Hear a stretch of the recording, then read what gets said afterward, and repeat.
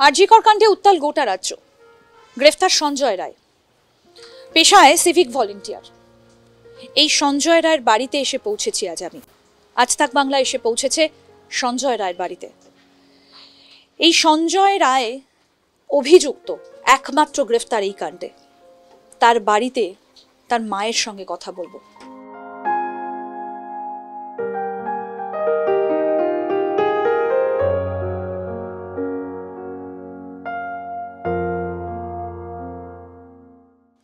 এই মায়েরও এক লড়াই। কেমন আছে তার পরিবার, তার মায়ের সঙ্গে আসুন কথা বলি, জানার চেষ্টা করি সঞ্জয়ের মধ্যে এই অপরাধ প্রবণতা কেন বেড়ে উঠেছিল। সে কি ছোট থেকেই এই রকমই ছিল, নাকি কোনো ঘটনা তাকে এই পথে চালিত করে? আসুন কথা বলি তার মায়ের সঙ্গে। শুরুতে যেটা জানতে চাইবো কাকিমা আপনার কাছে, এইরকম একটা ঘটনা আপনার ছেলেকে জড়িয়ে কেমন আছেন আপনি?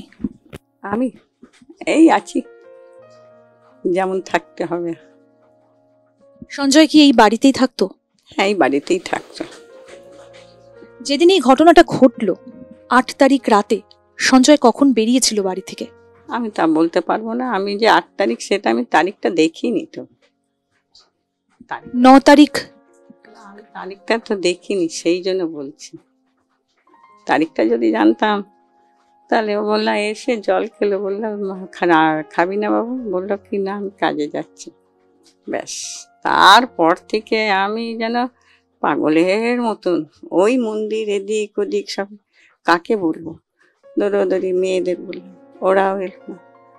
তারপরে নিজে ঘরে ভগবানের কাছে বসলাম, হে ভগবান কোথায় গেল ছেলে? তবে কিছুদিন পরে খবর এলাম। এরকম হতো যে ছেলে ফিরতো না রাতে, এরকম অনেক দিন হয়েছে? না না, ও সকালবেলা খেলতো, খেলাধুলা করতো, পড়ালেখা করতো, তারপরে স্কুলে যেত, স্কুল থেকে আসতো, বক্সিং খেলতে যেত, ওখান থেকে আসতো, আবার ঘরে পড়ালেখা করে ব্যাস। ও খেত দিত, নিজের মতন থাকতো। বাবা বক্সিং জানতো সঞ্জয়? হ্যাঁ, ও বাবার শাসনও ছিল খুব। কিন্তু এখন যে এরকম হয়ে গেল, ভাই বোন সব, এই যে জায়গাটা এসে আমি এই জায়গায়, এখন এই জায়গায় আমি আরো ইয়ে হতাম, এখন মানে দিনের পর দিন দেখছি ইয়ে হয়ে যাচ্ছে। কোথায় কাজ করতো ছেলে? সিভিক ভলেন্টিয়ার চাকরি পেয়েছিল তো তাই এইসব শুনছি। আপনি জানতেন না? না, আমাকে তো ওনার বাবাও কিছু বলতেন না, বলে তোমাকে কোনো চিন্তা হয়ে যাবে। বললাম না 100% তো দেখেছিল। ওনার বাবা আমাকে কোনো টেনশন দিতেন না, কোনো দিন না, ছেলে মেয়েও না। এমনকি আমার মেয়েরা যখন ছিল বলতে নেই, মাকে খুব যত্ন ওরা করে, এক গ্লাস জলও ঢেলে খেতে দেয়, রান্না বান্না খুব। কটা ছেলে মেয়ে আপনার? 4টে মেয়ে, একটা ছেলে, খুব যত্ন। সঞ্জয়ের ছোটবেলায় কেমন ছিল?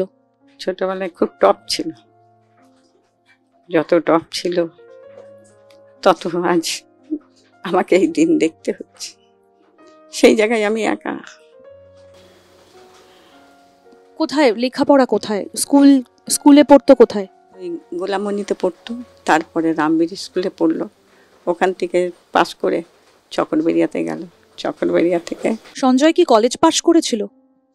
কলেজে তো পাস করেছিল, আর তারপরে সেজ মেয়েকে এনসিসি নিয়ে যেতাম আসতাম, ওখান থেকে চাকরি সব। এত কোয়ালিটি ভালো করে, ছোট মেয়ের খুব শখ ছিল কালসি করে না, তো নাতনিটা এলো, তখন ওই দেখালাম, নাতনির বাড়িতেই শিখানো। এই তারপর মানুষের কি জাগলো। বিয়ে করেছিল সঞ্জয় হলো, কিন্তু মেয়েটার সবাই বোধহয় বিয়ে টিয়ে দিল, দেখি বউ নিয়ে। বেশ, বউটাও খুব ভালো। কি হয়ে গেল বউটার? তারপরে দেখা গেল ক্যান্সার। কি হয়েছিল? ক্যান্সার। ডাক্তার কাছে নিয়ে গেল, বলে কি হয়েছে? এরকম এরকম। খুব খুশি হয়েছিল, খুশিটা ভগবান দিল না, লাস্টে ধরা পড়লো ক্যান্সার। তবে অনেক নিজের রক্ত দিয়ে দিয়েও বাঁচা। আমরা খবর পেয়েছিলাম যে একাধিক বিয়ে করেছিল সঞ্জয়। কটা বিয়ে করেছিল?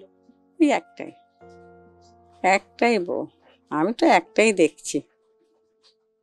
অন্য কোথাও কি থাকতো সঞ্জয় এই বাড়ি ছেড়ে? এই বাড়ি না তো, একটা বউটা মারা গেল, তারপর কি হলো আমি কি করে বলবো। আপনাকে কিচ্ছু বলতো না? আমি বলা বলির কোনো সিন নেই, আমাদের নিজের মধ্যে থাকতো, কোনো ইয়ে ছিল না। আর কি জিজ্ঞেসই করব, টাইমে আসছে টাইমে যাচ্ছে, যদি কোনো অবজেকশন দেখতাম তবে তো বলতাম যে বাবু এত দেরি হলো কেন, এত লেট হলো কেন, তা তো না। টাইমে আরজি করে যে সঞ্জয় যাতায়াত শুরু করেছিল, এটা কি আপনি জানতেন? আমি তা জানি না, বললো কাজে যাচ্ছে, এখন কোন কাজে করে আমি তো কি তার সঙ্গে তো যেতে পারি না, যেমন তোমরা এখন একসঙ্গে, তবে তো দেখতে পারবো। হঠাৎ করে এইরকম একটা ঘটনা ঘটালো কেন? আর কারোর সঙ্গে কি সম্পর্ক কিছু ছিল আপনার ছেলে? বুঝতে পারলাম না, আমি কিচ্ছু বুঝতে পারছি না। আমি নিজেই নার্ভাস হয়ে যাচ্ছি যে এরকম ছিল না, এরকম হলো কেন। আমাকে সঙ্গে নিয়ে যাওয়া আসা, ঠাকুর দিদিমা গেলেন সঙ্গে গেলেন, তারপরে মামা গেলেন সঙ্গে গেলেন, মাসি গেলেন তাও সঙ্গে, সবার সঙ্গে সঙ্গে যাওয়া সঙ্গে আসা, তো আমরা তো কোনো রকম দেখছি না সেটা।